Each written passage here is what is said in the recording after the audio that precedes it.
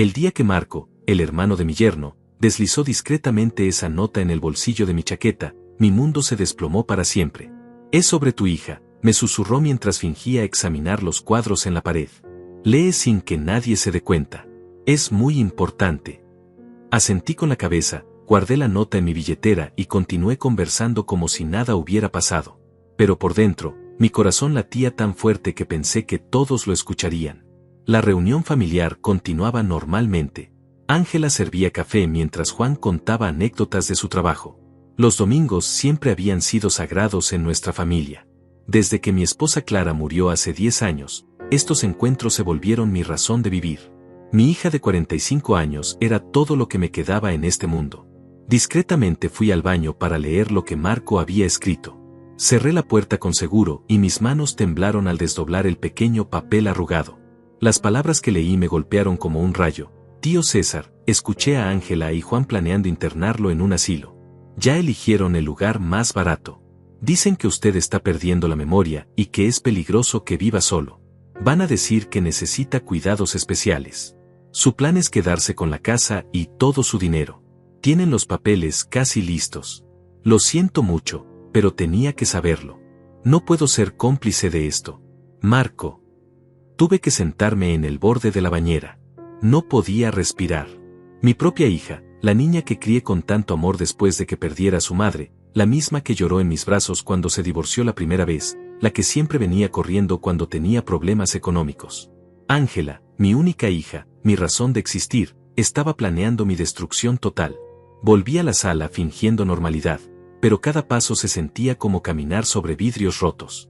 Ahí estaba ella, riéndose con Juan mientras le contaba a Marco sobre sus planes de remodelar la cocina. ¿Todo bien, papá?, me preguntó con esa voz dulce que ahora entendía que era teatro puro. Perfecto, mi amor, le respondí, aunque cada palabra me desgarraba la garganta. Los observé durante el resto de la tarde con ojos nuevos. Ahora veía las miradas cómplices entre Ángela y Juan. Notaba cómo mi yerno examinaba discretamente los muebles antiguos, como si estuviera haciendo un inventario. Mi hija preguntaba sobre mi rutina médica con demasiada insistencia. ¿Sigues tomando esas pastillas para la presión, papá? ¿No sientes que a veces se te olvidan las cosas?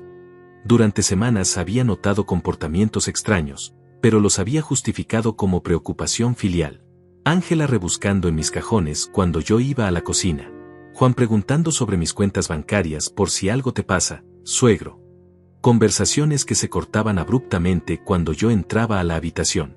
Ahora todo encajaba como piezas de un rompecabezas macabro. Mi hija había estado construyendo la trampa perfecta. Me di cuenta de que cada visita, cada abrazo, cada te amo, papá había sido una actuación calculada. Ella conocía hasta el último centavo de mis finanzas. Sabía que mi casa valía $300,000. Conocía mis ahorros, mis inversiones, mi seguro de vida. Había estado estudiándome como un buitre estudia a su próxima víctima. La ironía me partía el alma. Yo había sacrificado todo por esa mujer. Trabajé 70 horas semanales durante 40 años para darle la mejor educación. Vendí mi Chevrolet del 78, mi orgullo y alegría, para pagarle la universidad privada. Hipotequé mi casa cuando ella se divorció y necesitaba dinero para empezar de nuevo. Cuidé a sus hijos cuando eran pequeños. Siempre estuve ahí. Siempre fui su refugio incondicional. Pero esa nota lo cambió todo. Marco, el hermano menor de Juan, había arriesgado la paz familiar para advertirme. Su propio hermano era mi yerno desde hacía 3 años, pero él tuvo el valor de traicionarlo por hacer lo correcto. Al final de la nota había escrito: no puedo dormir sabiendo lo que planean. Usted siempre fue bueno conmigo. Cuando se fueron esa tarde, Ángela me abrazó más tiempo de lo normal. Te amo muchísimo, papá, me susurró al oído. Siempre voy a cuidarte, no importa lo que pase. Sus palabras, que antes me llenaban de alegría, ahora sonaban como una amenaza velada. Era su manera de mantenerme tranquilo mientras preparaba mi funeral en vida. Esa misma noche, después de cerrar con seguro todas las puertas, me senté en mi sofá favorito y releí la nota de Marco hasta memorizarla. Cada palabra era como recibir una puñalada en el corazón.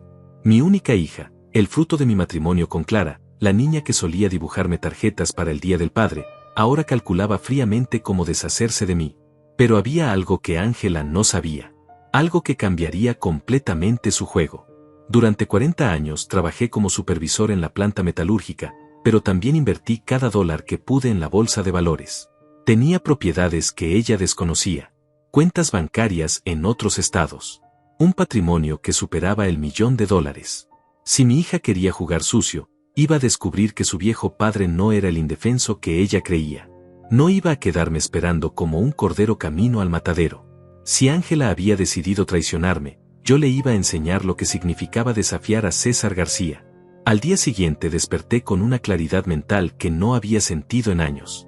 La traición de Ángela había despertado algo primitivo en mí, una fuerza que creía perdida. Mientras preparaba mi café matutino, analicé fríamente a mi hija como si fuera una extraña. 45 años, casada por tercera vez, sin hijos propios, con un historial de malas decisiones financieras que yo siempre había rescatado. Ángela García era una manipuladora experta. Desde niña había aprendido a usar las lágrimas como arma. Cuando quería algo, sabía exactamente qué botones presionar.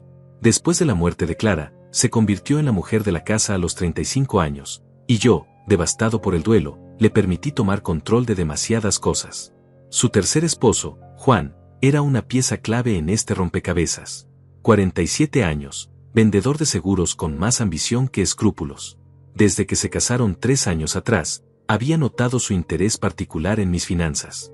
Suegro, usted debería diversificar sus inversiones, me decía constantemente. ¿Ha pensado en hacer un testamento actualizado? Ahora entendía que Juan no era solo un aprovechado. Era el cerebro detrás del plan. Mi hija había encontrado al socio perfecto para su esquema, alguien con conocimientos legales suficientes para navegar el sistema, pero sin los escrúpulos morales para detenerse. Recordé todas las señales que había ignorado. Hace 2 meses, Ángela había insistido en acompañarme al médico. Es importante que esté al tanto de tu salud, papá, había dicho con esa sonrisa falsa. Durante la consulta, ella habló más que yo. Doctor, mi padre a veces se confunde con las fechas, mintió descaradamente. Se le olvida tomar sus medicamentos. Me preocupa que viva solo. El doctor Martínez me había mirado con lástima mientras Ángela construía una narrativa de deterioro mental que era completamente falsa. Yo tenía 72 años, pero mi mente estaba perfecta. Manejaba mis finanzas, pagaba mis cuentas, mantenía mi casa impecable. Pero mi hija estaba sembrando dudas sobre mi capacidad mental en cada persona que pudiera influir en una decisión legal futura. También recordé el día que Juan apareció con unos documentos importantes para que yo revisara. Son solo actualizaciones de sus pólizas de seguro, suegro, me había dicho mientras me entregaba un folder grueso. Yo firmé sin leer completamente, confiando en la familia. Ahora me daba cuenta de que probablemente había firmado papeles que ellos podrían usar en mi contra. La estrategia de Ángela era diabólicamente simple, crear un historial médico y legal que respaldara la narrativa de que yo estaba perdiendo facultades mentales. Con esa base, sería fácil convencer a un juez de que necesitaba un tutor legal. Y por supuesto, ¿quién mejor que mi amorosa hija para cuidar de mis intereses? Pero había subestimado gravemente a su padre. Durante 40 años trabajé en un ambiente donde la traición significaba perder el empleo o algo peor. Aprendí a leer entre líneas, a detectar mentiras, a planificar varios movimientos por adelantado. Si Ángela creía que podía engañar al hombre que la crió, estaba a punto de recibir la lección más dura de su vida. Ese martes decidí hacer mi primera movida. Llamé a mi antiguo abogado, Tadeo Herrera, quien había manejado la compra de mi casa décadas atrás. Tadeo, necesito actualizar todos mis documentos legales, le dije sin dar detalles. Y quiero hacerlo con absoluta confidencialidad. Durante la reunión, le expliqué la situación sin emociones, como si estuviera reportando un problema técnico en la planta. Tadeo, un hombre de 60 años con experiencia en casos familiares complejos, escuchó con gravedad creciente. César, esto es más común de lo que imaginas, me dijo finalmente. Pero tienes ventajas que muchas víctimas no tienen. Estás alerta, tienes recursos, y lo más importante, tienes pruebas de que el plan aún no se ejecutó. Juntos diseñamos una estrategia de múltiples fases. Primero, proteger mis activos transfiriendo la mayoría a cuentas que Ángela no conocía. Segundo, documentar cada interacción sospechosa. Tercero, crear evidencia de mi plena capacidad mental mediante evaluaciones médicas independientes. Y finalmente, preparé una trampa legal que expondría el fraude cuando ellos intentaran ejecutar su plan. Esa misma semana, Ángela me visitó con una propuesta que confirmó todas mis sospechas. Papá, Juan y yo hemos estado pensando, comenzó con esa voz dulce que ahora reconocía como veneno puro. Esta casa es demasiado grande para ti solo. ¿No crees que sería mejor algo más pequeño, más manejable? La miré directamente a los ojos mientras fingía considerar su sugerencia. ¿Qué tienes en mente, mi amor?, pregunté con la inocencia de un cordero. Bueno, encontramos un lugar precioso. Es como un hotel de lujo, pero especializado en personas de tu edad. Tendrías enfermeras las 24 horas, actividades, otros residentes con quien conversar. Asilo. La palabra que no se atrevía a pronunciar, pero que colgaba en el aire como una guillotina. Suena interesante, respondí calmadamente. Puedo ver el lugar antes de decidir. Su sonrisa se tensó ligeramente. Por supuesto, papá. Pero no hay prisa. Es solo una idea para considerar en el futuro. Futuro. Como si yo fuera demasiado senil para entender que ese futuro ya estaba planeado hasta el último detalle. Durante los días siguientes, fingí debilidad mental ocasional para alimentar su confianza. Olvidé nombres de personas, pregunté la fecha 2 veces, dejé que ella me ayudara con cuentas simples. Ángela mordió el anzuelo completamente. ¿Ves, Juan? La escuché susurrar por teléfono cuando creía que yo no podía oír. Está empeorando más rápido de lo que pensamos. Necesitamos acelerar los planes. Perfecto. Mi hija estaba cavando su propia tumba, y yo tenía un asiento en primera fila para ver el espectáculo. Había subestimado al viejo César García, y esa sería su perdición. La tercera semana después de recibir la nota de Marco, decidí profundizar en la investigación de mi propia hija. Si Ángela había planeado mi destrucción con tanto detalle, yo necesitaba conocer cada aspecto de su vida para planificar mi contraataque. Lo que descubrí me heló la sangre y confirmó que la traición era mucho más profunda de lo que imaginaba. Contraté discretamente a un investigador privado, un ex policía llamado Rubén Torres que me recomendó mi abogado Tadeo. Señor García, entiendo que esto es doloroso, me dijo durante nuestra primera reunión en su oficina discreta. Pero si va a luchar contra su propia familia, necesita conocer toda la verdad, por amarga que sea. Los primeros reportes llegaron en 5 días y fueron devastadores. Ángela no solo planeaba internarme, sino que ya había estado vendiendo secretamente algunos de mis objetos de valor. Mi colección de monedas antiguas, que guardaba en una caja fuerte que ella conocía la combinación, había sido vendida por partes en casas de empeño. $5,000 que se habían esfumado sin que yo lo notara. Pero eso no era todo. Juan había estado investigando asilos estatales, no privados como me había dicho Ángela. Lugares con reputaciones terribles, donde los residentes eran medicados en exceso y prácticamente olvidados por sus familias. El que habían elegido costaba apenas $800 mensuales, mientras que mi pensión era de $3,200. La diferencia se la quedarían ellos. La investigación también reveló que Ángela había estado mintiendo sobre su situación financiera. Me había pedido dinero el año pasado alegando problemas con la hipoteca de su casa. Papá, necesito $15,000 urgentemente o perderemos la casa. Había llorado en mi sala. Yo le transferí el dinero sin hacer preguntas. Ahora descubría que no tenían problemas hipotecarios. Habían usado mi dinero para irse de vacaciones a Europa y comprar un auto nuevo. Rubén me mostró fotografías que partieron mi alma. Ángela y Juan en restaurantes caros, brindando con champán que costaba más de lo que muchas familias ganaban en una semana. En las imágenes se veían felices, relajados, gastando el dinero que me habían robado con mentiras. Una foto en particular me destruyó, Ángela alzando una copa en lo que parecía ser una celebración, con una sonrisa que nunca había visto en nuestras reuniones familiares. Hay más, señor García, me dijo Rubén con gravedad. Su hija ha estado consultando con un abogado especializado en declarar incapacidad mental a personas mayores. Han tenido 3 reuniones en las últimas 2 semanas. Me entregó fotos de Ángela saliendo de un bufete legal downtown, cargando folders que probablemente contenían los documentos para destruir mi libertad. Esa noche no pude dormir. Caminé por mi casa durante horas, observando cada rincón que Ángela había planeado arrebatarme. La sala donde Clara y yo habíamos visto crecer a nuestra hija. La cocina donde preparábamos desayunos familiares los domingos. El jardín que mantuve impecable durante 40 años. Todo sería de ella una vez que me encerraran en ese asilo horrible. Pero lo que más me dolía era entender que esta traición no había comenzado recientemente. Revisando los reportes de Rubén, Me di cuenta de que Ángela había estado preparando esto durante años. Cada vez que me preguntaba sobre mi salud, cada insistencia en acompañarme al médico, cada comentario sobre mi edad, había sido parte de una estrategia a largo plazo. Recordé el día que cumplí 70 años. Ángela había organizado una fiesta familiar con apenas 5 personas.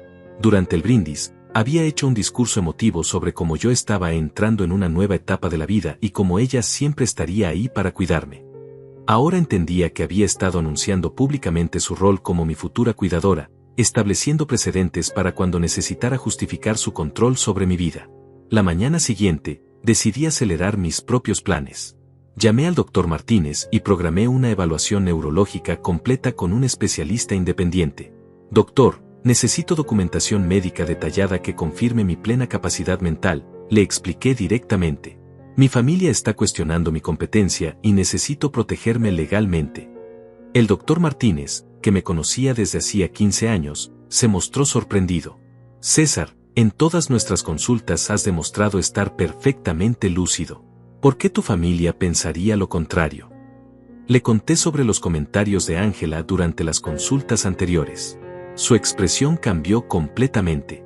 Eso es muy preocupante. Programaré los exámenes más exhaustivos disponibles. Mientras esperaba los resultados médicos, comencé a documentar cada interacción con Ángela. Instalé discretamente una grabadora en mi teléfono y cámaras de seguridad ocultas en las áreas comunes de mi casa. Si mi hija iba a usar mis propias palabras contra mí, yo iba a tener evidencia de sus verdaderas intenciones. La oportunidad perfecta llegó el viernes siguiente. Ángela me visitó con Juan y una mujer desconocida que presentaron como una amiga que trabaja en servicios sociales. La tal Clara Mendoza era claramente una trabajadora social que habían traído para evaluar mi condición mental sin que yo lo supiera. Papá, Clara estaba curiosa por conocerte, dijo Ángela con esa sonrisa falsa que ya reconocía perfectamente. Le he contado mucho sobre ti. Durante 2 horas, esta mujer me hizo preguntas aparentemente casuales sobre mi rutina diaria, mis medicamentos, mi capacidad para manejar finanzas. Cada pregunta era una trampa diseñada para encontrar evidencia de deterioro mental. Pero yo estaba preparado. Respondí cada pregunta con precisión quirúrgica, demostré conocimiento detallado de mis finanzas, recité fechas y eventos con exactitud perfecta. Al final de la visita, Clara Mendoza se veía confundida. Claramente esperaba encontrar a un anciano confundido y vulnerable, no al hombre Sarp que tenía frente a ella. Después de que se fueran, revisé la grabación de audio. La conversación entre Ángela y Juan en el auto, que captaron mis micrófonos direccionales, fue reveladora. No entiendo qué pasó, decía Juan frustrado. Tu padre parecía completamente normal. Debe estar teniendo un buen día, respondió Ángela. Clara dijo que a veces pasa con estos casos. Necesitamos más evidencia. Más evidencia. Mi propia hija estaba cazando evidencia para destruir mi vida, y yo tenía la grabación que lo probaba. Sonreí por primera vez en semanas. Ángela García había criado a un monstruo, pero ese monstruo estaba a punto de devorarla. El lunes recibí los resultados de mis evaluaciones neurológicas. Excelente memoria, capacidad de razonamiento superior al promedio para mi edad, ningún signo de demencia o deterioro cognitivo. El especialista incluso comentó que mi agudeza mental era excepcional para alguien de 72 años. Ahora tenía las armas que necesitaba, evidencia médica de mi competencia mental, grabaciones de las conspiraciones de Ángela, documentación de sus robos, y un equipo legal preparado para la guerra. Mi hija había subestimado completamente al hombre que la había criado. Era hora de enseñarle a Ángela García lo que pasaba cuando traicionabas a César García. La 4ª semana marcó el inicio de la fase más cruel del plan de Ángela. Como si hubiera sentido que su tiempo se agotaba, intensificó sus ataques psicológicos con una frialdad que me heló hasta los huesos. La hija que una vez besaba mis mejillas ahora me miraba como si fuera un obstáculo que debía remover de su camino. Todo comenzó un martes por la mañana cuando Ángela llegó sin avisar, acompañada de Juan y una mujer mayor que presentó como la señora Marta, una enfermera especializada en cuidado geriátrico. Mi hija había cruzado una línea invisible al traer a una extraña para evaluarme sin mi consentimiento. Papá, necesitamos hablar seriamente, me dijo Ángela con una autoridad que nunca antes había usado conmigo. Marta ha revisado tu historial médico y está preocupada por algunos síntomas que has estado mostrando. Mentira tras mentira salía de su boca con una facilidad que me aterrorizó. ¿Cuándo había aprendido mi hija a mentir con tanta naturalidad? La tal Marta, una mujer de unos 50 años con una sonrisa profesional pero fría, comenzó a hacerme preguntas invasivas sobre mi higiene personal, mis hábitos alimenticios, mi capacidad para recordar tomar medicamentos. Señor García, su hija me comentó que a veces olvida cerrar la llave del gas, dijo mientras anotaba en una libreta. ¿Ha notado otros episodios de confusión? Nunca he olvidado cerrar el gas, respondí firmemente, mirando directamente a Ángela. Mi memoria está perfecta. Pero mi hija intercambió una mirada significativa con Juan, como si mi negación fuera precisamente la confirmación que necesitaban. Papá, ese es exactamente el problema, dijo con condescendencia. Las personas con deterioro cognitivo inicial no se dan cuenta de sus síntomas. Durante 2 horas me sometieron a lo que solo puedo describir como tortura psicológica. Cada respuesta que daba era reinterpretada como evidencia de mi supuesto declive mental. Cuando recordé perfectamente la fecha de nacimiento de mi difunta esposa, Ángela comentó, sí, pero confunde los eventos recientes con los antiguos. Cuando demostré conocer mis finanzas al detalle, Juan murmuró, exacto, se aferra obsesivamente a ciertos números pero olvida cosas básicas. La señora Marta tomaba notas constantemente, construyendo un expediente falso basado en las mentiras de mi propia hija. Señor García, ¿cuándo fue la última vez que salió de casa solo?, me preguntó. Salgo todos los días, respondí. A caminar, al supermercado, al banco. Ángela me interrumpió inmediatamente. Papá, ayer te perdiste regresando del mercado y tuvimos que ir a buscarte. Era una mentira absoluta. Ayer había estado en casa todo el día leyendo, pero mi hija la contó con tanta convicción que hasta yo dudé por un segundo de mi propia memoria. Era una táctica diabólica, crear tantas versiones falsas de la realidad que incluso la víctima comenzara a cuestionar su propia cordura. Cuando finalmente se fueron, me quedé temblando de furia y devastación. Mi hija no solo me estaba traicionando, sino que estaba destruyendo sistemáticamente mi identidad como persona competente. Cada visita era un golpe más a mi autoestima, una erosión calculada de mi confianza en mí mismo. Esa noche llamé a mi abogado Tadeo en un estado de desesperación que no había sentido desde la muerte de Clara. Tadeo, están acelerando el proceso, le dije con voz quebrada. Trajeron una enfermera falsa, están creando expedientes médicos fraudulentos. No sé cuánto tiempo me queda antes de que ejecuten su plan. César, respira, me tranquilizó Tadeo. Lo que están haciendo es criminal. Cada una de esas mentiras que documentaste será usada en su contra cuando llegue el momento. Pero necesitas mantener la calma y seguir fingiendo que no sabes nada. Los siguientes días fueron una pesadilla de humillaciones constantes. Ángela comenzó a visitarme diariamente, siempre con alguna excusa para ayudarme con tareas que yo podía hacer perfectamente solo. Papá, te voy a organizar tus medicamentos en una pastillera, me dijo mientras revolvía mi botiquín. Es importante que no te equivoques con las dosis. Cuando protesté que siempre había manejado mis medicamentos sin problemas, me respondió con esa paciencia exagerada que se usa con niños pequeños. Lo sé, papá, pero a nuestra edad es normal necesitar ayuda extra. No hay nada de malo en aceptarlo. A nuestra edad. Como si ella, a los 45 años, estuviera en la misma condición que yo. Era una manera sutil de establecer que ya no éramos iguales, que ahora ella era la adulta responsable y yo el anciano dependiente. Juan comenzó a acompañarla regularmente, siempre con algún consejo financiero que en realidad era una manera de acceder a mis cuentas. Suegro, deberíamos consolidar todas sus cuentas en un solo banco, me sugirió con esa sonrisa falsa que ya reconocía. Sería más fácil para Ángela ayudarlo a manejar los pagos cuando sea necesario. Cuando sea necesario. La frase clave que revelaba sus verdaderas intenciones. No si fuera necesario, sino cuando. Para ellos, mi incapacidad mental no era una posibilidad, sino un hecho inevitable que solo estaban esperando documentar oficialmente. El viernes de esa semana, Ángela llegó con una propuesta que confirmó mis peores temores. Papá, encontré el lugar perfecto que te mencioné, me dijo mientras sacaba un folder lleno de folletos coloridos. Se llama Jardines del Atardecer, y es hermoso. ¿Quieres que vayamos a visitarlo este fin de semana? Los folletos mostraban un lugar que parecía más una prisión que un hogar. Habitaciones pequeñas, pasillos estériles, residentes en sillas de ruedas mirando televisión con expresiones vacías. Pero Ángela lo describía como si fuera un resort de lujo. Mira, papá, tienen actividades todos los días. Bingo, clases de manualidades, ejercicios en grupo. Te encantaría. No estoy listo para mudarme a ningún lado, le dije firmemente. Su sonrisa se tensó por primera vez. Papá, no es una mudanza inmediata. Solo queremos que conozcas las opciones disponibles. Para el futuro.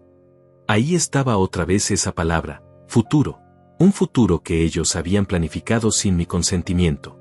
Además, agregó Juan con una casualidad ensayada, el doctor Martínez nos comentó que está preocupado por algunos signos que ha notado en sus últimas consultas. Cree que sería bueno que considerara opciones de cuidado asistido. Era otra mentira. El doctor Martínez nunca había dicho tal cosa, pero ellos necesitaban crear la impresión de que incluso mi médico personal respaldaba su narrativa. Era una estrategia coordinada para aislarme de cualquier figura de autoridad que pudiera contradecir su versión de los hechos. Esa noche, mientras revisaba las grabaciones del día, escuché algo que me partió el corazón. En una conversación que Juan tuvo por teléfono mientras Ángela preparaba café, lo oí decir, no va a ser problema. El viejo está más senil de lo que pensábamos. Ángela tiene razón, será más fácil de lo que imaginamos. Mi propia hija había estado reportando mis supuestos síntomas de demencia a su esposo, construyendo una narrativa falsa que ahora ellos mismos creían. Habían repetido la mentira tantas veces que se había convertido en su verdad. Pero lo que más me dolió fue darme cuenta de que Ángela no mostraba ni un ápice de culpa o tristeza por lo que me estaba haciendo. En sus ojos no veía el dolor de una hija que lucha con la difícil decisión de cuidar a un padre enfermo. Veía la frialdad calculadora de alguien que había dejado de verme como una persona para verme como un obstáculo económico. Esa madrugada, sentado en la oscuridad de mi sala, tomé la decisión que cambiaría todo. Ya no iba a ser la víctima pasiva del plan de Ángela. Era hora de convertirme en el cazador. Mi hija había despertado algo oscuro en mí, algo que creía enterrado desde mis días en la planta metalúrgica, cuando los supervisores débiles eran devorados sin piedad. Ángela García iba a descubrir que había elegido al enemigo equivocado. El quinto lunes después de recibir la nota de Marco, algo dentro de mí se rompió definitivamente. Desperté esa mañana sintiendo como si hubiera estado viviendo en una pesadilla de la cual finalmente había despertado. Durante 30 días había sido un espectador pasivo de mi propia destrucción, pero ya no más. Era hora de recordar quién era César García realmente. Me senté frente al espejo del baño y observé al hombre que había permitido que su propia hija lo humillara durante semanas. 72 años de edad, pero con la mirada aún firme de quien había supervisado cientos de trabajadores en la planta metalúrgica durante 4 décadas.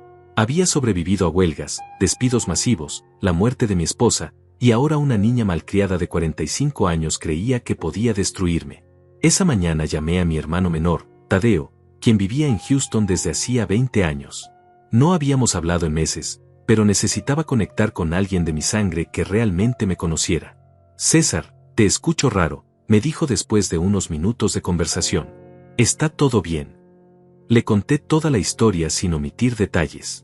El silencio del otro lado de la línea se extendió tanto que pensé que se había cortado la llamada.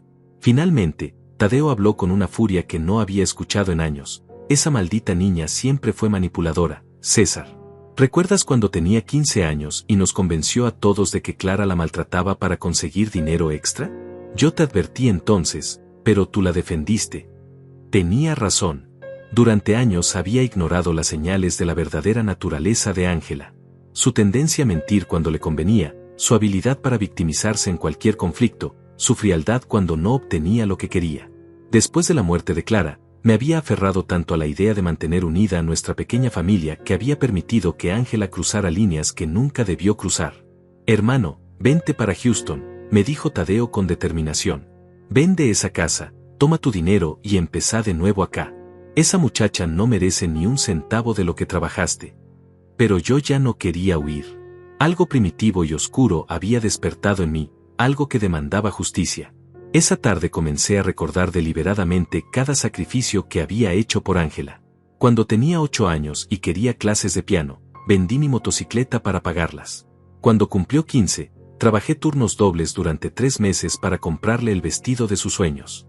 A los 20, cuando quedó embarazada y el padre la abandonó, hipotequé mi casa para ayudarla a criar al bebé que perdió a los 4 meses. Su primer matrimonio, a los 23, fue un desastre. El tipo la golpeaba y gastaba su dinero en apuestas. Yo pagué sus deudas y los abogados del divorcio. Su segundo matrimonio, 5 años después, terminó cuando descubrió que su esposo tenía otra familia. Otra vez, papá César al rescate con dinero para el divorcio y una casa nueva. Ahora, en su tercer matrimonio, había encontrado a alguien que compartía su avaricia. Juan no era como los anteriores. Era más inteligente, más calculador. Había estudiado a nuestra familia durante meses antes de proponer matrimonio, identificando exactamente cuáles eran mis debilidades y cómo explotarlas. Pero había algo que ni Ángela ni Juan sabían sobre mí. Durante mis 40 años en la metalúrgica, no solo había sido supervisor. Durante los últimos 15 años, había sido el encargado de seguridad industrial, responsable de investigar accidentes, robos internos y sabotajes. Había desarrollado habilidades de investigación que muy pocos conocían. Había aprendido a ser paciente, meticuloso y despiadado cuando la situación lo requería. Esa noche hice algo que no había hecho en décadas. Saqué mis archivos personales de la época de la planta. Documentos de casos que había resuelto, métodos de investigación, contactos que había mantenido. Entre esos papeles encontré algo que había olvidado, las notas de un caso de fraude interno que resolví en 1987, donde un empleado había estado robando durante años usando documentos falsificados. La similitud con lo que Ángela me estaba haciendo era escalofriante. La misma paciencia a largo plazo, la misma construcción gradual de una narrativa falsa, la misma confianza excesiva en la víctima para no darse cuenta. Pero ese empleado había cometido un error fatal, había subestimado la capacidad de su supervisor para descubrir la verdad. El martes por la mañana, Ángela llegó con una nueva sorpresa. «Papá, tengo noticias maravillosas», me dijo con esa sonrisa falsa que ya me producía náuseas. Juan consiguió una cita con el mejor geriatra de la ciudad. El doctor Fuentes quiere evaluarte para asegurarse de que estés recibiendo el cuidado adecuado. Era el movimiento que había estado esperando. Un médico corrupto o mal informado que diagnosticaría deterioro mental basándose en los reportes falsos que Ángela había estado construyendo durante semanas. «¿Cuándo es la cita?», pregunté fingiendo inocencia. «Mañana por la tarde. No te preocupes por nada, nosotros nos encargamos de todo». Nosotros. Como si yo fuera un objeto que ellos podían mover a su conveniencia. Esa noche llamé a mi propio médico, el doctor Martínez, y le expliqué la situación completa. Su reacción fue de indignación absoluta. «César, esto es abuso de ancianos en su forma más pura», me dijo. «Necesitas protección legal inmediata». Juntos planeamos una estrategia. El doctor Martínez contactaría al doctor Fuentes antes de mi cita, alertándolo sobre el posible fraude. Mientras tanto, yo llevaría grabadoras ocultas para documentar cualquier intento de manipulación médica. Si Ángela pensaba que podía usar doctores corruptos contra mí, iba a descubrir que su padre todavía tenía algunos trucos bajo la manga. Pero lo que realmente me partió el alma esa semana fue un descubrimiento accidental que hice mientras revisaba mis archivos personales. Entre las cartas que Clara me había escrito durante nuestro noviazgo, encontré una que había olvidado completamente. Fechada 3 meses antes de nuestra boda, decía: «César, mi amor, espero que nuestra hija crezca con tu nobleza y mi sensibilidad. Pero si algo me pasa, prométeme que no la malcriarás. Las niñas necesitan límites tanto como amor». Clara había tenido una intuición sobre Ángela que yo había ignorado completamente. Durante años, mi esposa había tratado de establecer límites y consecuencias, pero yo siempre intervenía para proteger a nuestra hija. Después de la muerte de Clara, esa protección se había convertido en una indulgencia destructiva que había creado al monstruo que ahora me atacaba. El miércoles por la tarde, durante la visita al doctor Fuentes, ejecuté mi plan perfectamente. Llegué con Ángela y Juan, pero también con mi propio abogado Tadeo, quien había insistido en acompañarme para proteger mis intereses legales. La cara de sorpresa de mi hija cuando vio al abogado fue impagable. Durante la consulta, el doctor Fuentes, ya alertado por el doctor Martínez, hizo preguntas muy específicas a Ángela sobre mis supuestos síntomas. «Señora, me dice que su padre olvida nombres frecuentemente. ¿Puede darme ejemplos específicos con fechas?». Ángela tartamudeó, claramente improvisando. «Bueno, el otro día no recordaba el nombre de nuestro vecino». «¿Qué vecino específicamente?», insistió el doctor. «¿Y qué día exactamente?». Cada pregunta exponía más las inconsistencias en la narrativa de Ángela. Cuando el doctor me evaluó directamente, demostré capacidad mental perfecta, recordando fechas, números, nombres y eventos con precisión quirúrgica. Al final de la consulta, el doctor Fuentes fue contundente: «Señor García, usted muestra capacidad mental completamente normal para su edad. No veo evidencia de deterioro cognitivo. Miré directamente a Ángela mientras el médico hablaba. Su cara se había puesto pálida y Juan movía nerviosamente las manos. Esa noche, después de que se fueran, escuché las grabaciones de sus conversaciones en el estacionamiento del hospital. No entiendo qué pasó, decía Juan frustrado. Fuentes no es el doctor que contactamos originalmente. Alguien cambió la cita. Mi padre está actuando diferente, respondió Ángela con suspicacia. Es como si supiera algo. Perfecto.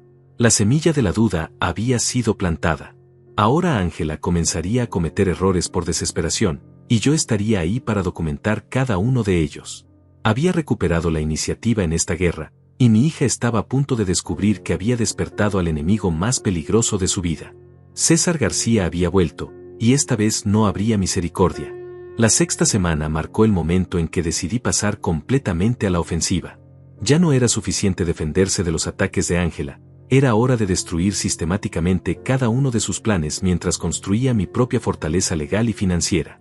Si mi hija quería guerra, iba a tener guerra, pero con un enemigo que conocía el terreno mucho mejor que ella. El lunes de esa semana ejecuté la primera fase de mi contraataque. Llamé al banco donde tenía mis cuentas principales desde hacía 30 años y programé una reunión con el gerente, un hombre llamado Marco Delgado que había manejado mis finanzas durante la última década. Señor García, es un placer verlo, me dijo mientras revisaba mis cuentas. Sus inversiones han rendido excelentemente este año. Marco, necesito hacer algunos cambios importantes, le dije directamente. Quiero transferir el 80% de mis activos a cuentas que solo yo pueda acceder, y quiero remover a mi hija como beneficiaria de emergencia. Su expresión cambió inmediatamente. ¿Ha ocurrido algo con su familia? Le expliqué la situación sin emociones, como si estuviera reportando un problema técnico. Marco, con 20 años de experiencia en banca, había visto casos similares antes. Señor García, esto es más común de lo que la gente piensa, me dijo gravemente. Pero usted tiene ventajas que muchas víctimas no tienen. Está actuando antes de que ejecuten su plan. Durante 3 horas reorganizamos completamente mis finanzas. Transferimos $450,000 a cuentas en bancos donde Ángela no tenía ninguna conexión. Establecimos códigos de seguridad que solo yo conocía. Más importante aún, creamos un fideicomiso que protegería mis activos incluso si alguien lograba declararme mentalmente incompetente. Si su hija intenta acceder a estas cuentas sin su autorización, me explicó Marco mientras firmábamos los documentos, automáticamente se activarán protocolos de seguridad que requerirán intervención judicial. Básicamente, estamos creando una trampa legal que se cerrará sobre cualquiera que trate de robarle. Esa tarde me reuní con mi abogado Tadeo para la siguiente fase del plan. César, con la reorganización bancaria estás protegido financieramente, me dijo mientras revisaba los documentos.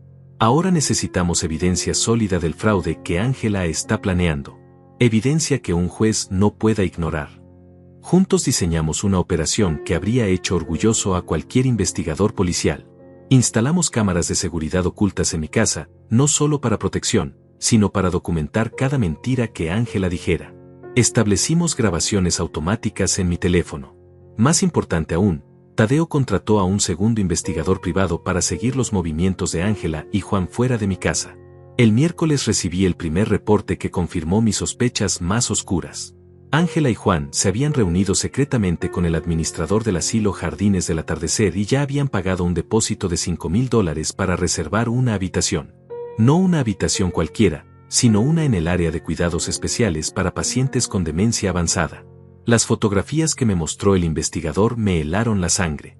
Ángela entregando dinero en efectivo al administrador, Juan revisando documentos que claramente eran contratos de internación, los dos sonriendo como si estuvieran planeando unas vacaciones en lugar de la destrucción de mi vida. Pero lo que más me enfureció fue una conversación que el investigador había grabado desde el estacionamiento del asilo. ¿Cuánto tiempo necesitan para procesar la internación una vez que tengamos la orden judicial?, preguntaba Juan. Con los documentos médicos correctos, 24 horas, respondió el administrador. Pero asegúrense de que el paciente no ofrezca resistencia. Nuestro personal no está entrenado para manejar situaciones violentas. Violentas. Como si yo fuera un animal peligroso que debía ser domesticado. Mi propia hija estaba hablando de mí como si fuera una bestia que necesitaba ser enjaulada. En ese momento entendí que la Ángela que había criado con tanto amor ya no existía. En su lugar había una extraña despiadada que veía a su propio padre como un obstáculo económico. El jueves por la noche, Ángela me visitó con una propuesta que confirmó que estaban acelerando sus planes. Papá, Juan y yo hemos estado pensando, comenzó con esa voz suave que ahora reconocía como veneno puro. ¿Qué te parece si este fin de semana te quedas en nuestra casa? Podríamos pasar tiempo de calidad juntos. Era una trampa obvia. Querían alejarme de mi territorio, donde tenía control y evidencia grabada, para llevarme a un ambiente donde ellos dictaban las reglas. Suena maravilloso, respondí fingiendo entusiasmo. Pero me siento muy cómodo en mi propia casa. ¿Por qué no se quedan ustedes aquí conmigo? La sonrisa de Ángela se tensó casi imperceptiblemente. Es que nuestra casa tiene mejor calefacción, papá. Y Juan instaló barras de seguridad en el baño para evitar caídas. Sería más seguro para ti. Mentira tras mentira, cada una diseñada para crear la impresión de que yo necesitaba cuidados especiales. Además, agregó Juan con esa casualidad ensayada que ya reconocía, tenemos una sorpresa para usted, suegro. Algunos documentos legales que van a simplificar mucho su vida. Documentos legales. Probablemente poderes notariales que me despojarían de todo control sobre mis propias decisiones. Lo pensaré, respondí calmadamente. Esa noche, después de que se fueron, escuché las grabaciones de sus conversaciones mientras preparaban café en mi cocina. Lo que oí confirmó mis peores temores. ¿Trajiste los papeles?, preguntaba Ángela en voz baja. Están en el auto, respondía Juan. Una vez que firme el poder notarial, podemos acelerar todo el proceso. ¿Y si se niega a firmar?, insistía Ángela. Tenemos el reporte de la señora Marta y los comentarios del doctor sobre su confusión mental. Si es necesario, lo declaramos incompetente y conseguimos tutela legal. Estaban hablando de secuestrar legalmente mi vida, y lo hacían con la misma frialdad que alguien planificaría unas compras de supermercado. El viernes por la mañana ejecuté el siguiente movimiento de mi plan. Llamé a Ángela y le dije que había decidido pasar el fin de semana en su casa. ¡Qué maravilloso, papá!, exclamó con una alegría que sonaba genuina. Juan va a estar tan contento. Pasamos por ti mañana temprano. Pero yo tenía mis propios planes para ese fin de semana. Tadeo había coordinado con las autoridades locales para que un oficial de policía especializado en fraude de ancianos estuviera disponible si necesitábamos intervención inmediata. Además, había programado que mi investigador privado documentara todo lo que ocurriera en la casa de Ángela. Esa noche empaqué una maleta pequeña, pero incluía elementos que Ángela no esperaba: una grabadora digital del tamaño de un bolígrafo, una cámara oculta en un botón de la camisa, y copias de todos los documentos que probaban mi competencia mental. Si iban a intentar algo durante el fin de semana, iba a tener evidencia de cada segundo. Mientras me preparaba para lo que podría ser el enfrentamiento final, recordé algo que mi padre me había dicho cuando tenía 20 años. César, en la vida hay momentos en que tienes que elegir entre ser víctima o ser cazador. Los hombres débiles eligen ser víctimas y viven lamentándose. Los hombres fuertes eligen ser cazadores y toman control de su destino. Durante 6 semanas había sido víctima de las manipulaciones de mi hija. Pero ya no más.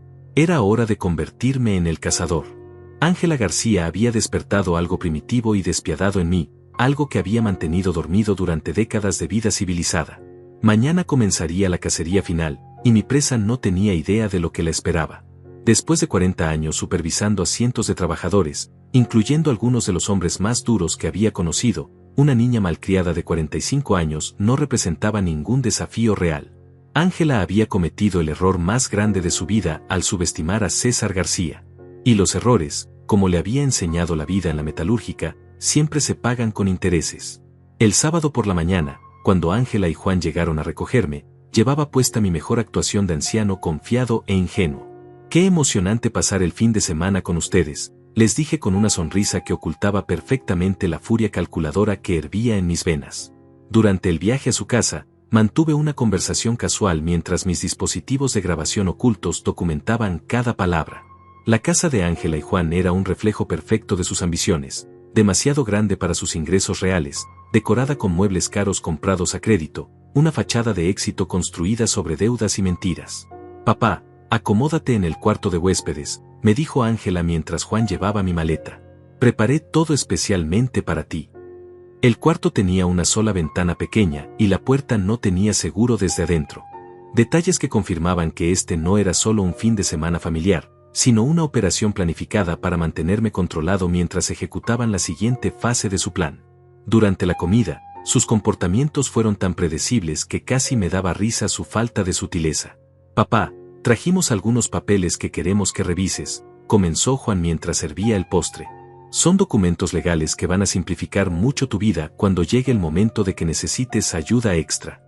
Sacó un folder grueso lleno de papeles que reconocí inmediatamente como poderes notariales amplios que le darían control total sobre mis finanzas y decisiones médicas. «¿Qué tipo de documentos?», pregunté fingiendo curiosidad inocente. «Son poderes que me permitirían ayudarte con el banco, con los médicos, con cualquier cosa que necesites», explicó Ángela con esa sonrisa maternal falsa. «Es solo una precaución, papá, para que si algo pasa, yo pueda cuidarte sin complicaciones legales». Fingí revisar los documentos con la confusión de alguien que no entiende términos legales complejos. «Hay muchas palabras que no conozco», murmuré mientras pasaba las páginas. «¿Esto significa que tú vas a manejar mi dinero?». «Solo si es necesario, papá», respondió Ángela con paciencia exagerada. «Y solo para ayudarte. Nunca haríamos nada que no fuera en tu beneficio». Beneficio. La palabra más perversa en boca de alguien que planeaba robarme todo. Pero seguí el juego. «¿Dónde tengo que firmar?», pregunté mientras Juan sacaba una pluma cara que probablemente había comprado con dinero robado de mi colección de monedas. «Aquí, suegro», me indicó señalando múltiples líneas marcadas con adhesivos amarillos. Entonces ejecuté el movimiento que había estado planeando durante días. «Esperen», dije fingiendo confusión repentina.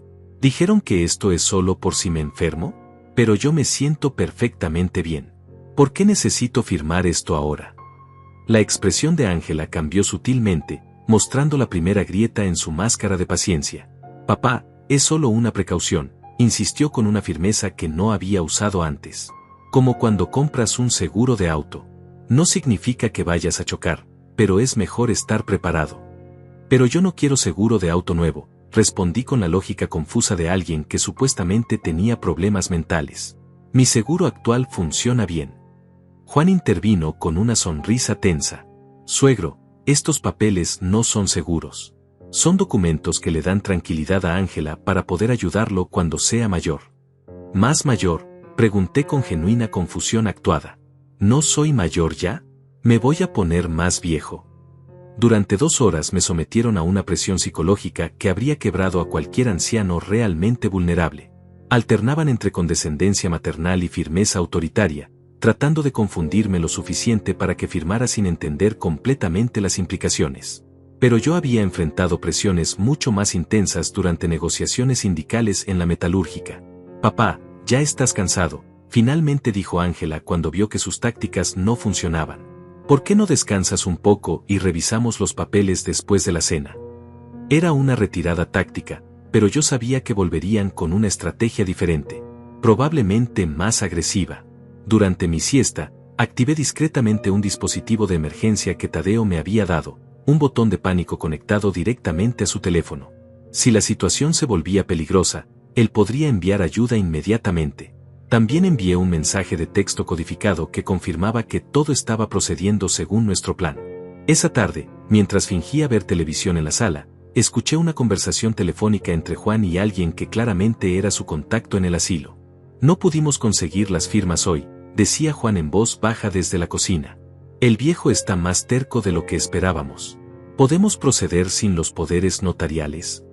«Con el reporte médico que tenemos y el testimonio de los vecinos, sí», respondía la voz del otro lado.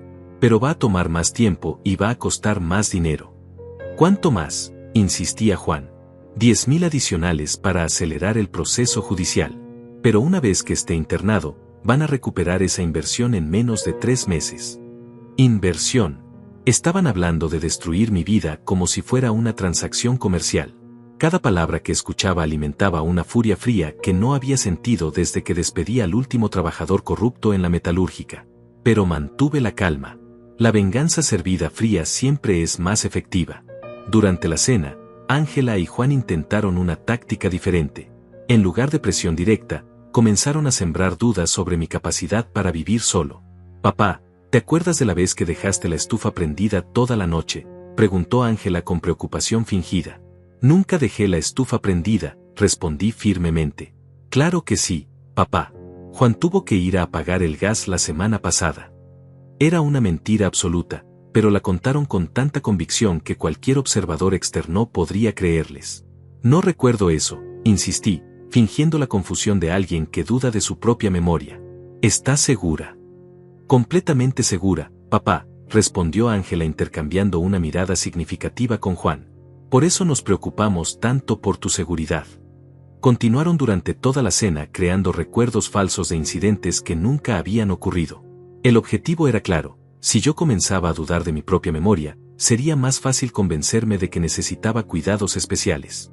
Era una forma sofisticada de tortura psicológica que habría funcionado con alguien realmente vulnerable. Después de la cena, Juan sacó nuevamente los documentos legales. Suegro, hablé con mi abogado y me explicó que estos papeles son muy simples, me dijo con una autoridad que no había mostrado antes. Básicamente le dan a Ángela el derecho de ayudarlo con decisiones importantes si algún médico dice que usted no puede tomarla solo. ¿Qué médico?, pregunté con suspicacia genuina. ¿Ya hay algún médico que dice que no puedo tomar decisiones? La pregunta los incomodó visiblemente. No, papá, respondió Ángela rápidamente. Es solo una precaución para el futuro. Pero yo presioné más. ¿El doctor Martínez dice que no puedo tomar decisiones? Él me vio la semana pasada y me dijo que estaba perfectamente bien. El doctor Martínez no se especializa en problemas de memoria, papá, respondió Juan con condescendencia. Necesitas ver a un especialista. Como el doctor Fuentes que visitamos la semana pasada, pregunté inocentemente. Él también dijo que estaba bien. Las expresiones de ambos se endurecieron. Papá, los doctores a veces no detectan problemas en etapas tempranas, dijo Ángela con una paciencia que claramente se estaba agotando. Entonces decidí probar qué tan lejos estaban dispuestos a llegar. Está bien, dije fingiendo resignación. Voy a firmar los papeles. Pero primero quiero llamar a mi abogado para que me explique lo que significan. La reacción fue inmediata y reveladora. ¿Para qué necesitas un abogado, papá?, preguntó Ángela con una alarma que no pudo ocultar. Nosotros te podemos explicar todo. Pero quiero estar seguro, insistí con la obstinación de un anciano confundido. Mi abogado siempre me ha dado buenos consejos. Es sábado por la noche, suegro, intervino Juan con creciente irritación. Los abogados no trabajan los fines de semana. Podemos llamarlo el lunes si quiere. Mi abogado Tadeo siempre me atiende cuando lo necesito, respondí sacando mi teléfono. Lo voy a llamar ahora. La expresión de pánico en sus caras fue tan obvia que casi me reí. Papá, no molestes al pobre hombre tan tarde, dijo Ángela tratando de quitarme el teléfono. Podemos esperar hasta mañana. Pero yo ya estaba marcando el número, y ellos no podían detenerme sin revelar sus verdaderas intenciones. Cuando Tadeo contestó, puse el teléfono en altavoz. Tadeo, estoy en casa de Ángela y quieren que firme unos documentos legales. ¿Puedes explicarme qué significan? La voz profesional de Tadeo llenó la habitación como un rayo. César, bajo ninguna circunstancia firmes documentos legales sin que yo los revise primero. Si hay presión para que firmes hoy, eso es una señal de alarma. El silencio que siguió fue tan tenso que se podía cortar con cuchillo. Ángela y Juan se miraron con una expresión que no habían mostrado antes, miedo puro. Por primera vez en 6 semanas, yo tenía el control absoluto de la situación. Y apenas estaba comenzando. Después de la llamada con Tadeo, la atmósfera en la casa de Ángela cambió completamente. La máscara de familia amorosa se desplomó y por primera vez pude ver a mis dos adversarios sin disfraces. Ángela se paseaba por la sala como un animal enjaulado, mientras Juan miraba los documentos legales como si fueran bombas a punto de explotar. Papá, creo que malinterpretaste las intenciones de Tadeo, dijo Ángela tratando de recuperar el control de la situación. Él no entiende que estos documentos son para tu protección. Pero su voz había perdido esa dulzura fingida y ahora sonaba mecánica, como si recitara un guión que ya no creía. Mi abogado me dijo que no firme nada, respondí con la firmeza de alguien que acababa de recuperar la confianza en sí mismo. Y Tadeo nunca me ha dado malos consejos. Juan se acercó con una sonrisa que no llegaba a sus ojos. Suegro, los abogados son muy conservadores. Siempre van a decir que no firme nada porque así se protegen de responsabilidades. Pero yo ya había activado el siguiente paso de mi plan. ¿Sabes qué, Juan? Creo que es mejor que me vaya a mi casa esta noche. Me siento más cómodo durmiendo en mi propia cama. La reacción fue inmediata y desesperada. No, papá, exclamó Ángela con una urgencia que no pudo ocultar. Ya es muy tarde para manejar. Además, mañana queremos llevarte a conocer un lugar muy bonito. Lugar bonito. El asilo donde ya habían pagado un depósito de $5,000 para encerrarme. ¿Qué lugar?, pregunté fingiendo curiosidad. Es una sorpresa, respondió Juan rápidamente. Pero es algo que te va a encantar. Un lugar donde puedes relajarte y hacer nuevos amigos. Amigos. Como si los prisioneros en una cárcel fueran considerados amigos por elección. Esa noche, en el cuarto de huéspedes, activé todos mis dispositivos de vigilancia y me preparé para lo que sabía que vendría. A las 2 de la madrugada, escuché pasos sigilosos en el pasillo. Fingí estar profundamente dormido mientras Juan abría cuidadosamente la puerta de mi habitación. Durante 10 minutos revisó mi maleta, claramente buscando algo. Lo que encontró fueron las copias falsas de documentos que Tadeo y yo habíamos preparado específicamente para esta situación. Papeles que parecían importantes pero que en realidad no tenían ningún valor legal. Juan fotografió cada página con su teléfono antes de volver a colocar todo en su lugar. Perfecto. Ahora tenía evidencia de robo de identidad y allanamiento. El domingo por la mañana ejecuté el golpe maestro que había estado planeando durante una semana. Durante el desayuno, mientras Ángela y Juan discutían sus planes para el día, recibí una llamada que había sido perfectamente coordinada. César García, dijo una voz oficial del otro lado de la línea. Habla el detective Rubén Torres del Departamento de Fraude de Personas Mayores. Necesitamos hablar con usted urgentemente. Las caras de Ángela y Juan se pusieron pálidas como papel. Fraude de personas mayores, repetí en voz alta para asegurarme de que escucharan cada palabra. Sí, señor García. Hemos recibido reportes de que alguien está intentando manipularlo para obtener acceso a sus finanzas. ¿Podemos reunirnos esta mañana? Por supuesto, respondí mirando directamente a mis dos torturadores. Estoy en casa de mi hija, pero puede estar en mi casa en una hora. ¿Quién era?, preguntó Ángela con una voz que temblaba ligeramente. Un detective que quiere hablar conmigo sobre fraude, respondí con la inocencia de alguien que no entiende las implicaciones. Aparentemente alguien está tratando de robarme dinero. Juan se aclaró la garganta nerviosamente. Suegro, probablemente es una estafa telefónica. Los criminales a menudo se hacen pasar por policías para engañar a las personas mayores. Pero yo ya estaba empacando mi maleta. El detective me dio su número de placa y el teléfono directo de la estación. Voy a verificar si es real. Durante el viaje de regreso a mi casa, Ángela y Juan intercambiaron miradas llenas de pánico. Sabían que si yo hablaba con las autoridades, su plan se desmoronaría completamente. Papá, ¿estás seguro de que quieres involucrarte con la policía?, preguntó Ángela tratando de sonar casual. A veces estas investigaciones pueden ser muy estresantes para personas de tu edad. No me siento estresado, respondí calmadamente. Me siento curioso. Quiero saber quién está tratando de robarme. La ironía de la situación era deliciosa. Los verdaderos ladrones estaban sentados en el asiento delantero, transportándome hacia la reunión que destruiría sus vidas. Una hora después, en mi sala, el detective Torres comenzó su interrogatorio con la precisión de un cirujano. Señor García, hemos estado investigando un esquema de fraude que involucra a familiares que intentan controlar las finanzas de personas mayores mediante declaraciones falsas de incapacidad mental. ¿Ha experimentado algo así?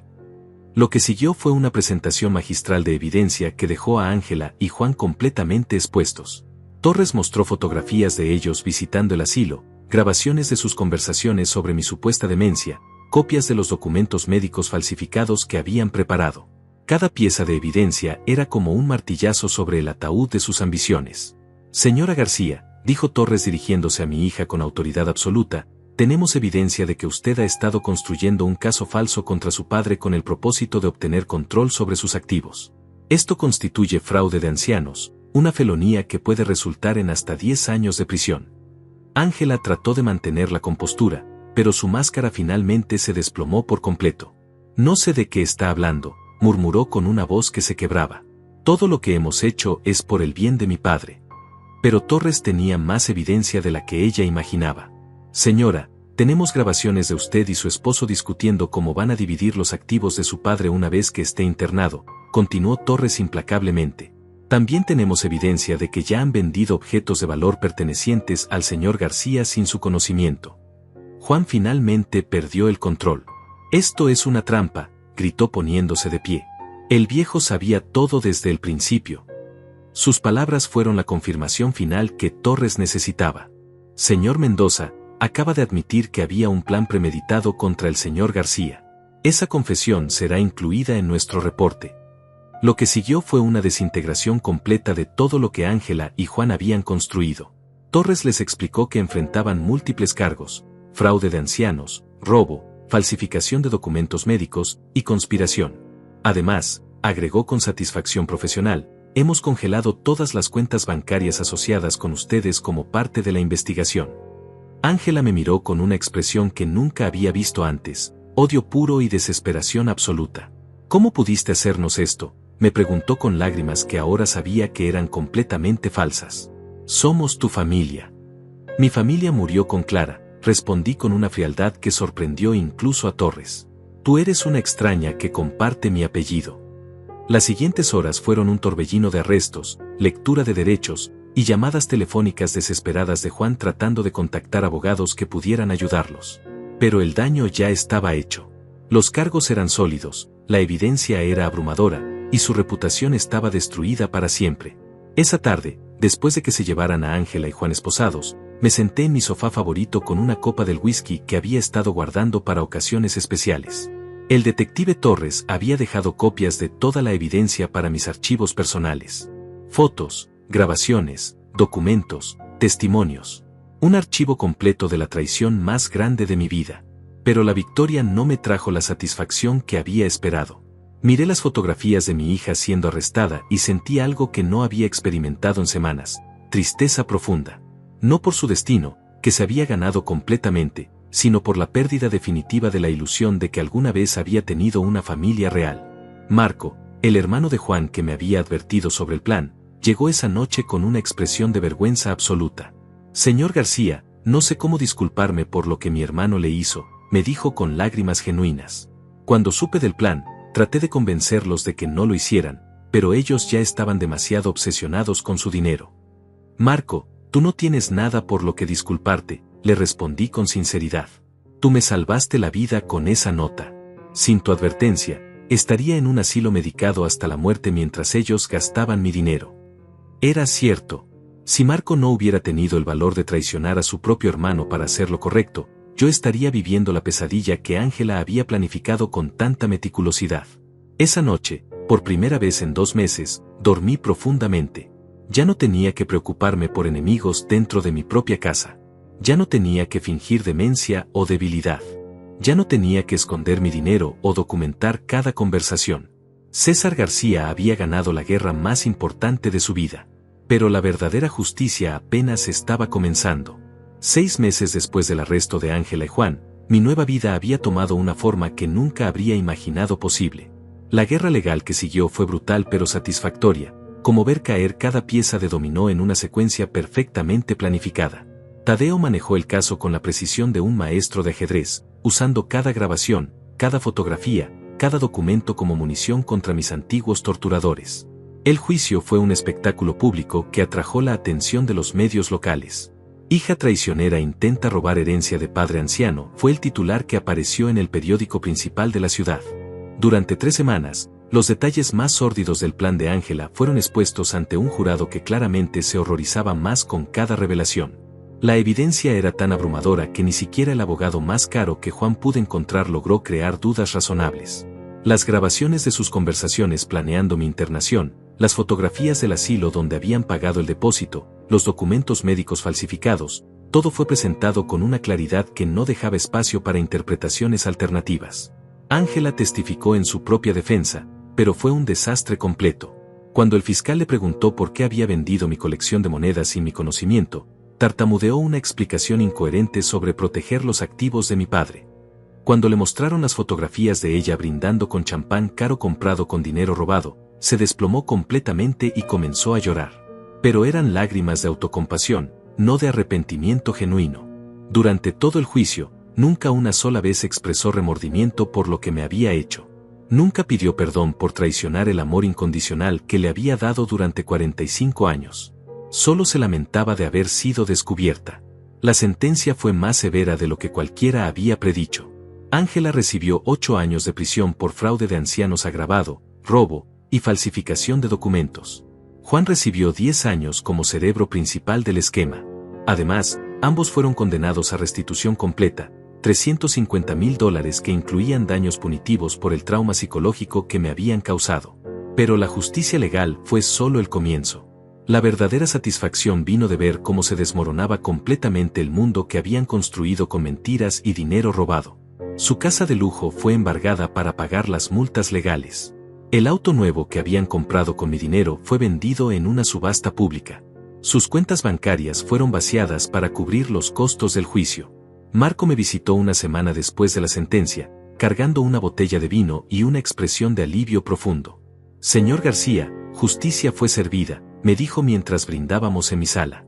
Mi hermano y su esposa van a tener mucho tiempo para reflexionar sobre sus decisiones.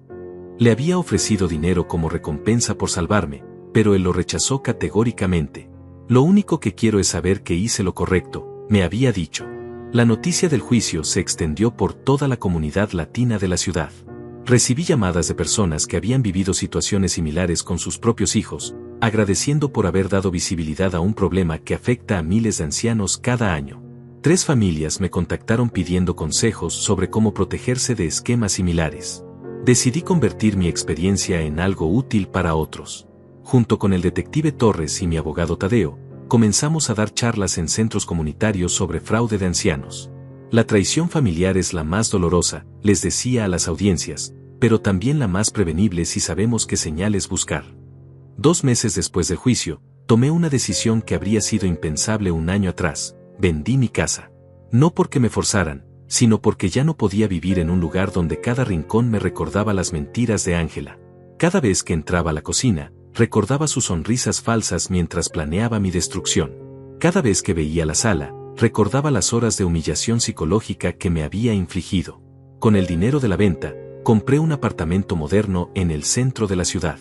2 habitaciones, vista al río, seguridad las 24 horas. Un lugar donde podía empezar de nuevo sin fantasmas del pasado. A los 73 años, estaba construyendo una nueva vida desde cero, y por primera vez en décadas, me sentía completamente libre. La libertad más grande fue emocional. Durante años había cargado con la culpa de no haber sido suficientemente buen padre, preguntándome qué había hecho mal para que Ángela se convirtiera en la persona que era. Pero el juicio me ayudó a entender que algunos corazones simplemente nacen fríos, y que no hay amor suficiente en el mundo para calentarlos. Mi nueva rutina incluía clases de natación en el centro comunitario, partidas de ajedrez con otros jubilados, y trabajo voluntario en una organización que ayuda a víctimas de fraude familiar. Por primera vez en mi vida adulta, mis días eran completamente míos. No tenía que preocuparme por llamadas telefónicas manipuladoras o visitas con agenda oculta. El detective Torres se convirtió en un amigo genuino. Cenábamos juntos una vez por semana, intercambiando historias sobre casos que había resuelto y experiencias que yo había vivido en la metalúrgica. César, me dijo durante una de esas cenas, en 30 años de carrera, nunca había visto a una víctima volverse tan efectivamente contra sus atacantes. Fue como ver a David derrotar a Goliat. 6 meses después del juicio, recibí una carta desde la prisión estatal donde Ángela cumplía su sentencia. Por un momento dudé si abrirla, pero la curiosidad fue más fuerte. La carta era típica de mi exhija, llena de autocompasión y vagos intentos de justificar sus acciones sin aceptar responsabilidad real. Papá, comenzaba, espero que algún día puedas perdonarme. Nunca quisimos lastimarte. Solo estábamos preocupados por tu futuro y queríamos asegurarnos de que estuvieras bien cuidado. Sé que nuestros métodos fueron equivocados, pero nuestras intenciones eran buenas. Métodos equivocados. Como si planear robarme todo y encerrarme en un asilo fuera simplemente un error de estrategia en lugar de una traición calculada. La carta continuaba pidiendo dinero para productos básicos en la prisión y sugiriendo que yo pagara por un abogado de apelaciones. Incluso desde la cárcel, Ángela seguía tratando de manipularme para obtener beneficios económicos. Esa carta fue directamente a la basura sin respuesta. No le debía nada a la mujer que había intentado destruir mis últimos años de vida. El perdón es para quienes muestran arrepentimiento genuino, no para quienes solo lamentan haber sido atrapados en sus crímenes. El primer aniversario de la nota de Marco lo celebré de manera especial. Lo invité a cenar en el restaurante más caro de la ciudad, el mismo lugar donde Ángela y Juan habían brindado con champán comprado con mi dinero robado. Esta vez, el brindis fue por la justicia y la valentía de un hombre que tuvo el coraje de hacer lo correcto cuando importaba. Marco, le dije mientras alzábamos nuestras copas, tú me salvaste de una pesadilla que habría durado el resto de mi vida. No hay manera de agradecerte suficientemente.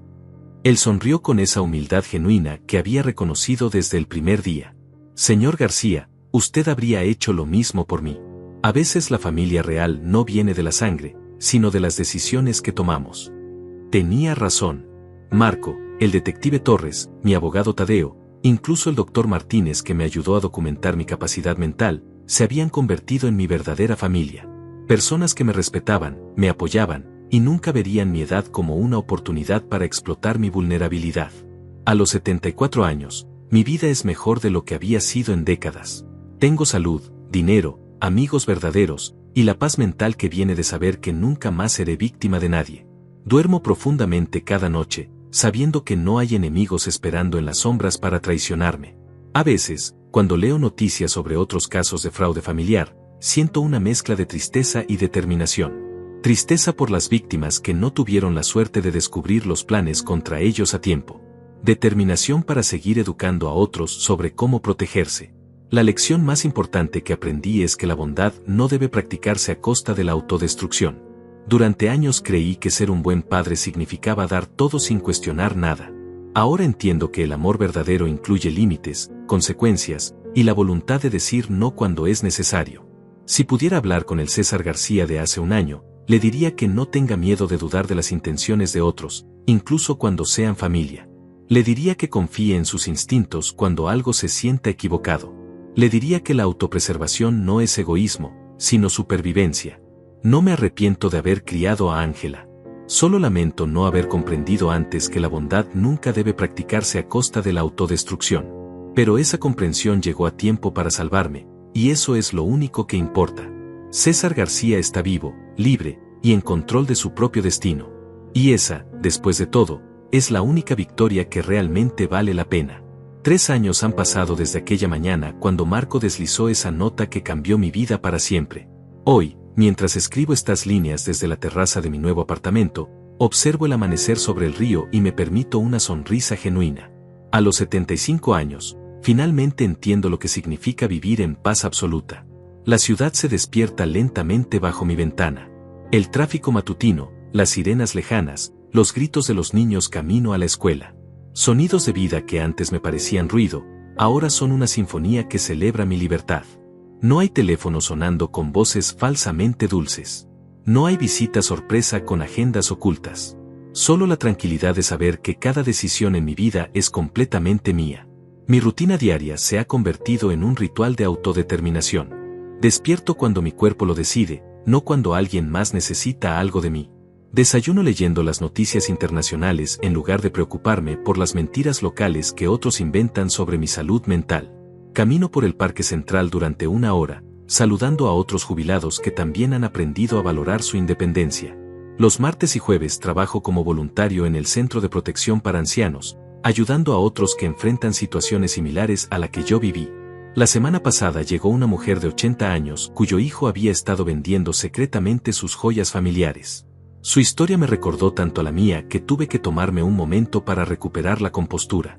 Señora Carmen, le dije mientras revisábamos los documentos que probaban el robo de su hijo, usted no está sola en esto. Y lo más importante, usted no tiene la culpa de amar a alguien que no merecía ese amor.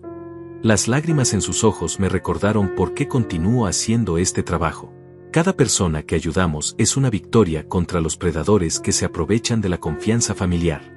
El detective Torres se retiró el año pasado, pero seguimos siendo amigos cercanos. Cenamos juntos cada viernes en diferentes restaurantes de la ciudad, explorando cocinas que nunca había probado cuando estaba atado a las expectativas familiares. César, me dijo la semana pasada mientras compartíamos un plato de mariscos tailandeses, creo que salvarte a ti me ayudó a salvar a docenas de otros. Tu caso se volvió nuestro modelo de investigación. Es cierto. El departamento de policía ahora usa mi historia como ejemplo en entrenamientos sobre fraude familiar. Tadeo, mi abogado, escribió un artículo académico sobre el caso que se publica en revistas legales especializadas. Mi pesadilla personal se convirtió en una herramienta educativa que protege a otros, y eso le da propósito a todo el sufrimiento que viví. Marco se mudó a otra ciudad el año pasado, pero mantenemos contacto regular. Su valentía inicial al entregarme esa nota sigue siendo la piedra angular de mi nueva vida. Cada mes le envío una tarjeta de agradecimiento con una fotografía de algo hermoso que he visto, un atardecer, una flor en el parque, una sonrisa de un niño. Pequeños recordatorios de que la bondad genuina sí existe en el mundo. Mi salud física ha mejorado notablemente desde que eliminé el estrés tóxico de mi vida. La presión arterial está controlada, duermo 8 horas completas cada noche, y mi médico actual se sorprende constantemente de mi energía y claridad mental. Señor García, me dijo en mi última consulta, usted es la prueba viviente de que eliminar relaciones destructivas puede ser mejor medicina que cualquier pastilla.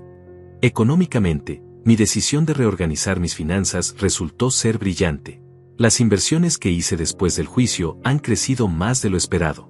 Mi patrimonio actual supera $1,500,000, dinero que ahora uso para cosas que realmente me importan, viajes, caridad, experiencias que enriquecen mi alma en lugar de llenar los bolsillos de parásitos familiares. El mes pasado visité por primera vez las cataratas del Niágara, un sueño que Clara y yo habíamos compartido pero nunca cumplimos. Mientras observaba esa fuerza natural imparable, pensé en cómo mi propia vida había encontrado finalmente su curso correcto.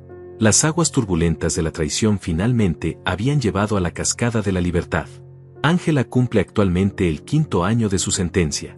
He recibido 3 cartas más desde prisión, cada una siguiendo el mismo patrón: autocompasión, justificaciones vacías y peticiones indirectas de dinero.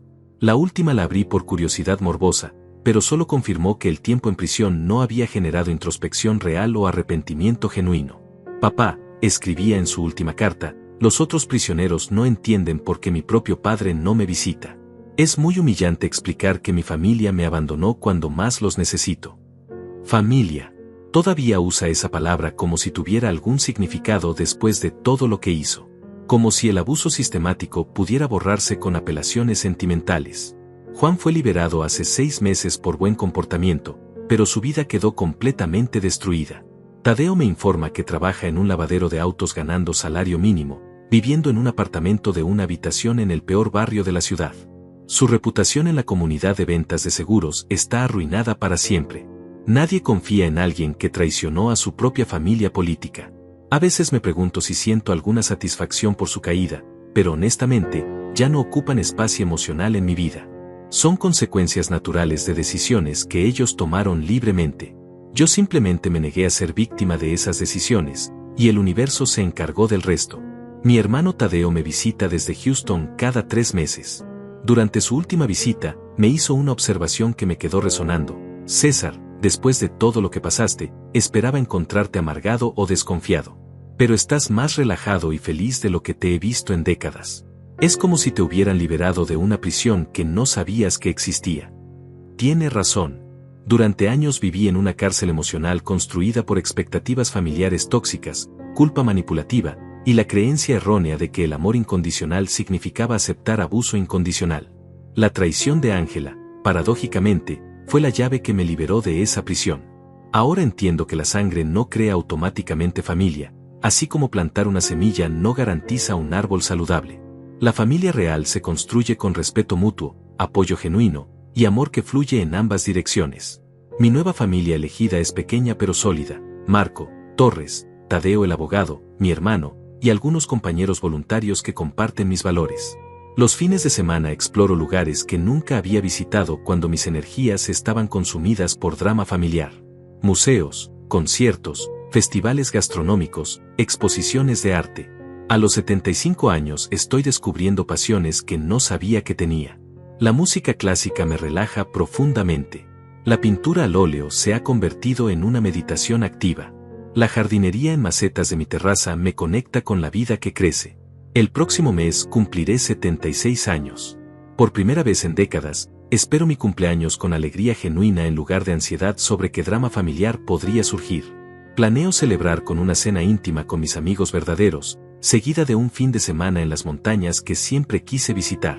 Si me hubieran dicho hace 4 años que perdería a mi única hija pero ganaría mi alma, no habría creído que fuera un intercambio favorable. Ahora entiendo que algunas pérdidas son en realidad liberaciones disfrazadas. Perder una relación tóxica no es una tragedia, es una oportunidad para construir algo auténtico en su lugar.